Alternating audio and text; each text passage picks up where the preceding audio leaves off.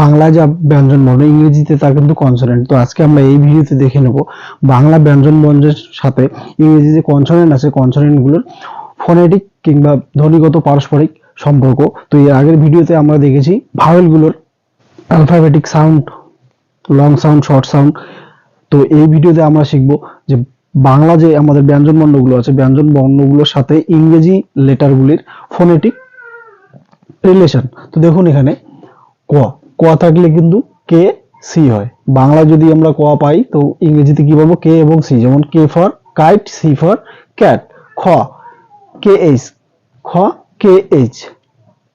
গ জি গোট, ঘতে হচ্ছে জি এইচ, উমতে এন জি, চতে সি এইচ, ছতে সি ডবল এইচ, বর্গীয় জতে জে কিংবা জি। ঝ জে এইচ, ইও এন, ট টি, থ টি এইচ, ড ডি, ঢ ডি এইচ, এন মূর্ধন্য এন, ত টি। এরপরে দেখুন থ টি এইচ, দ ডি, ধ ডি এইচ, দন্তন্য এন, প পি, ফ পি এইচ অথবা এফ, ব বি অথবা ভি, ভ বি এইচ অথবা ভি। তারপর দেখুন ম এম, 29 ওয়াই, বসানোরা আর, ল এল, ব ভি। তালবস্যতে এসএইচ, এসএইচ যদি কোনো ওয়ার্ডে থাকে সেক্ষেত্রে তালবস্য, আবার মধ্যমস্য এসএইচ, দন্তস্য এস, হ এইচ, অনুস্বার এনজি, চন্দ্রবিন্দু এন, বিসর্গ থাকলে হাই। সংযুক্ত অক্ষর দেখুন, সংযুক্ত অক্ষর বলতে যুক্তক্ষর। যুক্তক্ষর স্পেলিং আমরা কি পাবো ইংরেজিতে? K S H, K S H. রফালা, ট্র, রফালা, টি আর, ট্র, বি আর, ব্র। তারপর হচ্ছে উময়জ, জে এন, উময়জতে জে এন। তো এই প্যাটার্নটা আমরা যদি আমাদের মনে রাখতে পারি সেক্ষেত্রে কিন্তু আমরা ইংরেজি যে ওয়ার্ডগুলোর উচ্চারণ খুব সহজেই করতে পারবো। তো এরপরে আমি যেটা আপনাদের সঙ্গে আলোচনা করব সেটা হচ্ছে ইংরেজি ভাওয়েলের যেমন এক একটা ভাওয়েলের এক এক রকম উচ্চারণ হয়, সেই রকমই কনসোনেন্টও কয়েকটি কনসোনেন্ট আছে যাদের কিন্তু উচ্চারণটা একটু আলাদা আলাদা হয়। তো চলো দেখে নেব। হাই ভিউয়ার্স, আশা করি সবাই ভালো আছেন। তো আমি মিলন বর্মন, আর আপনি দেখছেন আমার চ্যানেল এডুকেয়ার পালস। তো আপনি যদি আজকে আমার চ্যানেলে প্রথম হন তো অবশ্যই আমার চ্যানেলটি সাবস্ক্রাইব করবেন এবং ভিডিওটি শেষ অবধি দেখবেন। ভিডিওটি যদি আপনার ভালো লাগে তো অবশ্যই একটা লাইক করবেন এবং আপনার বন্ধুদের সাথে শেয়ার করবেন। তো চলুন এরপরে আমরা দেখে নেব সি এর উচ্চারণ কখন কি রকম হবে। তো এখন এখানে সি এর উচ্চারণ দন্ত স, ক এবং তালব্য স। তো সি এর উচ্চারণ দন্ত স কখন হয়? ই আই ওয়াই এই তিনটি লেটার যদি সি এর পরে থাকে তাহলে কিন্তু সি এর উচ্চারণ দন্তের স্বর মতো হবে। যেমন সার্টিফিকেট, তারপরে দন্তস্ব আই, সি এর পরে যদি আই থাকে তাহলে কিন্তু দন্তস্বর মতো উচ্চারণ হবে। Cinema, Y, C Y C L, cyclone. এরকম আরো আপনারা যখন ইংরেজি পড়বেন তখন এরকম আরো অনেক শব্দ পেয়ে যাবেন। তো আস্তে আস্তে আপনাদের সেটা শিখতে হবে, রপ্ত করতে হবে। তো সি এর উচ্চারণ কখন স হয়? যখন দন্তস্ব কখন হয়? যখন ই আই ওয়াই এই তিনটি লেটার কোনো ইংরেজি ওয়ার্ডের সি এর পরে থাকে। এই তিনটি লেটার ইংরেজি সি এর পরে থাকে। তারপরে সি এর উচ্চারণ ক। তো সি এর উচ্চারণ কখন কি হয়? এ ও ইউ কে টি ডব্লিউ এই ওয়ার্ডগুলি যখন কোনো ওয়ার্ডে, এই লেটারগুলি যখন কোনো ওয়ার্ডে সি এর পরে থাকে তখন কিন্তু সি এর উচ্চারণ কর মতো হয়। যেমন C A T cat, C O T cot, C U T cut, C O C K cock, C O W cow. Cat মানে বিড়াল, কট মানে হচ্ছে খাটিয়া, কাট মানে হচ্ছে কোনো কিছু কাটা, কক মানে মোরগ, কাউ মানে গরু। এবং তারপরে তালবস্য কখন উচ্চারণ হয়? তালবস্য যখন সি কোনো ওয়ার্ডে সি লেটারের পরে আই এ কিংবা ই এ থাকে। যখন কোনো ওয়ার্ডে সি এর পরে আই এ কিংবা ই এ থাকে তখন কিন্তু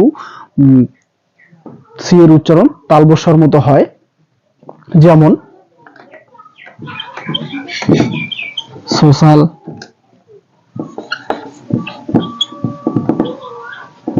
মিউজিশিয়ান, ওশান সোশ্যাল সামাজিক, মিউজিশিয়ান হচ্ছে সঙ্গীতজ্ঞ ব্যক্তি, এবং ওশান ওশান মানে হচ্ছে মহাসাগর। তো আমরা সি এর উচ্চারণগুলি কি কি পেলাম? দন্তস্ব, ক এবং তালবস্য। দন্তস্ব কখন উচ্চারণ হবে? ই আই ওয়াই এই তিনটি লেটার যদি কোনো ওয়ার্ডে সি এর পরে থাকে সেক্ষেত্রে সি এর উচ্চারণ দন্তস্বর মধ্যে হবে ক। এ ও ইউ কে টি ডব্লিউ এই লেটারগুলি যদি সি এর পরে থাকে তাহলে কিন্তু কোনো ওয়ার্ডে সি এর উচ্চারণ ক হবে। এবং তালবস্য, তালবস্য কখন উচ্চারণ হবে? সি এর পরে যদি আই এ এবং ই এ এই দুটি লেটার থাকে সেক্ষেত্রে কিন্তু সি এর উচ্চারণ তালবস্যর মতো হবে। যেমন দেখুন I A, I A, E A, C E A. তো এভাবেই কিন্তু আমরা সির উচ্চারণটা পাবো, আর এটাকে আস্তে আস্তে রপ্ত করব পড়তে পড়তে। না পড়লে কিন্তু আপনি পারবেন, তো অবশ্যই আপনাকে পড়তে হবে এবং মনে রাখতে হবে। তো এরপরে যেটার উচ্চারণ আমরা দেখে নেবো, জি হলো ইংরেজি অ্যালফাবেটের 7 নম্বর লেটার। তো জি এর উচ্চারণ আমরা কি কি পাই? জি এর উচ্চারণ বর্গীয় জ এর মতো এবং জি এর উচ্চারণ গ এর মতো। তো জি এর উচ্চারণ বর্গীয় জ এর মতো কখন হবে? যখন কোনো ইংলিশ ওয়ার্ডে জিই, জিআই এই দুটি লেটার জিই এবং জিআই কোনো ওয়ার্ডের প্রথমে, মাঝখানে কিংবা শেষে থাকবে তখন কিন্তু আমরা জি এর বর্গীয় জ উচ্চারণটি পাবো। যেমন H,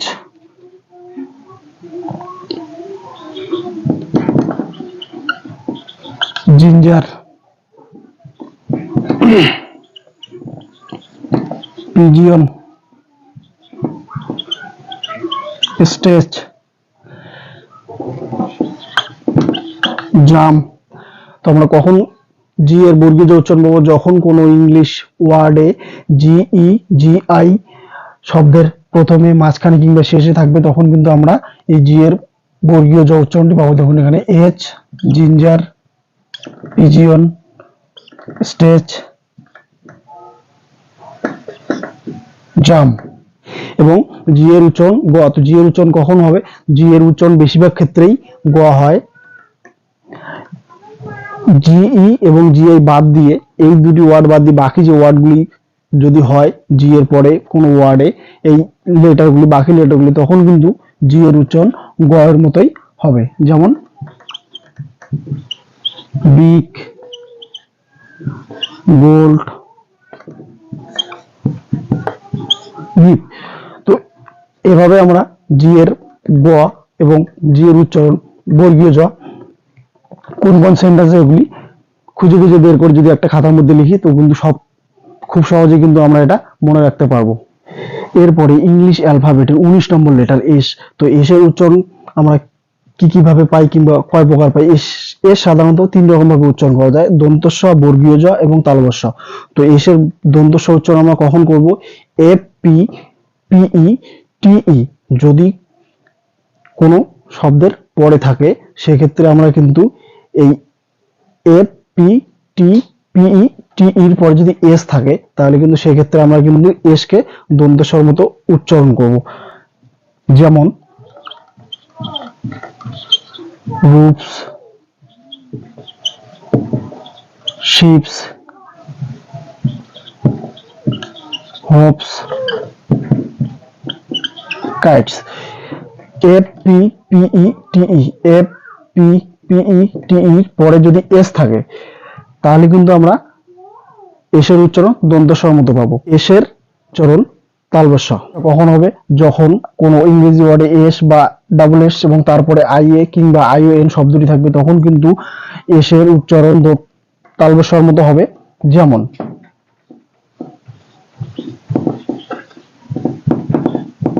pension,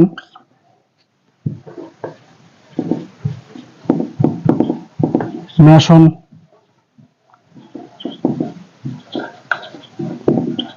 aggression.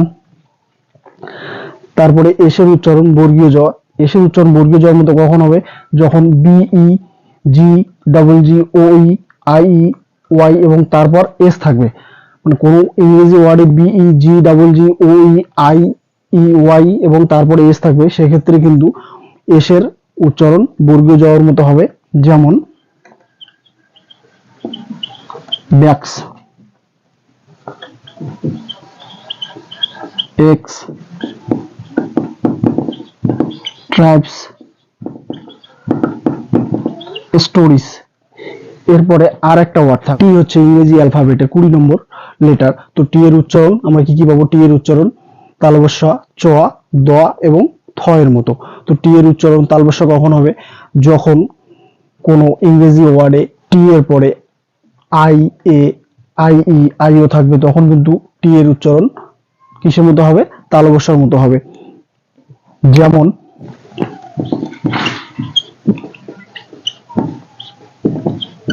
Promotion,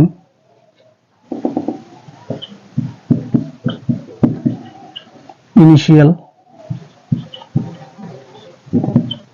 portion. টি এর উচ্চারণ তালব্য, যখন টি এর পরে I A, I E, I O থাকবে তখন টি এর উচ্চারণ কিন্তু তালব্যর মতো হবে। যেমন প্রমোশন, প্রমোশন মানে হচ্ছে পদোন্নতি, ইনিশিয়াল মানে হচ্ছে সূচনা পর্ব, পোর্শন, পোর্শন মানে হচ্ছে ভাগ। তারপরে টি এর উচ্চারণ চ কখন হবে? যখন টি এর পরে I O N U R E, যখন আই এর পরে I O N O U R E থাকবে তখন কিন্তু এই যে ইংরেজি অ্যালফাবেটের টি লেটারটি আছে, টি লেটারটির উচ্চারণ হবে চ। যেমন নেচার,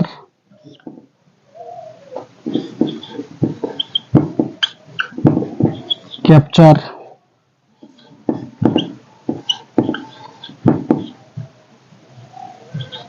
কোশ্চেন। তারপরে টি এর উচ্চারণ দ এবং থ। টিএইচ, যখন কোনো ইংরেজি ওয়ার্ডের প্রথমে কিংবা শেষে থাকবে টিএইচ, টি এর সঙ্গে এইচ থাকবে তখন কিন্তু টি এর উচ্চারণ দ এবং থ এর মতো হবে। যেমন থিন, পাতলা, থিঙ্ক, চিন্তা করা, থিক, অসুস্থ। এবং থ এবং তাহলে দ কখন হবে? This, that, there, them. আবার কখনো কখনো এই টিএস কিন্তু টর মতো উচ্চারণ হয়েছে। টিএস কার কিসের মতো উচ্চারণ হয়েছে? টর মতো। যেমন টমাস, টেমস, টেমস মানে হচ্ছে টেমস নদী, টমাস কোনো ব্যক্তির নাম। তো এভাবেই যদি আমরা প্রতিনিয়ত এই ইংরেজি ওয়ার্ডগুলির এভাবে উচ্চারণগুলিকে প্রতিনিয়ত পড়ি তাহলে কিন্তু আমরা খুব সহজেই এই ওয়ার্ডগুলি যে বিভিন্ন প্রকার কনসোনেন্টের যে উচ্চারণ আছে সেটা কিন্তু আমরা খুব সহজেই মনে রাখতে পারবো। তো ভিউয়ার্স, আজকে ছিল এই পর্যন্তই। তো ভিডিওটি যদি আপনার ভালো লেগে থাকে তো অবশ্যই লাইক করবেন এবং শেয়ার করবেন। আর হ্যাঁ, আপনি যদি আমার চ্যানেল আজকে নতুন ওয়াচ করছেন, মানে ফার্স্ট টাইম দেখছেন, তো অবশ্যই আমার চ্যানেলটি সাবস্ক্রাইব করে দেবেন এবং পাশে থাকা বেল আইকনটি প্রেস করবেন, যাতে এরকম এডিটোরিয়াল ভিডিওগুলির নোটিফিকেশন আপনি পেয়ে যাবেন আপলোড করার সঙ্গে সঙ্গেই। ভালো থাকবেন, সুস্থ থাকবেন, ধন্যবাদ।